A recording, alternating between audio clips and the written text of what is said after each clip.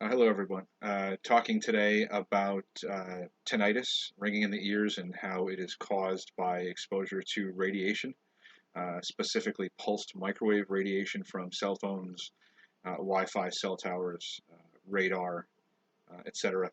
Um, you can protect your brain and central nervous system from this radiation using therapy from Case Electronics. Link is in the description boxes there. You can follow that along. Best $15 you'll ever spend. Um, it will reduce or eliminate your symptoms completely. Um, this is the medical community industry is a little slow to pick up on this, and they're more than happy to offer you a pill or uh, just tell you to deal with it. But luckily, Dave Case of Case Electronics is a little smarter than that, and was able to figure it out and develop a therapy that can and will protect your brain and central nervous system from the dangers and ill health effects of pulsed microwave radiation.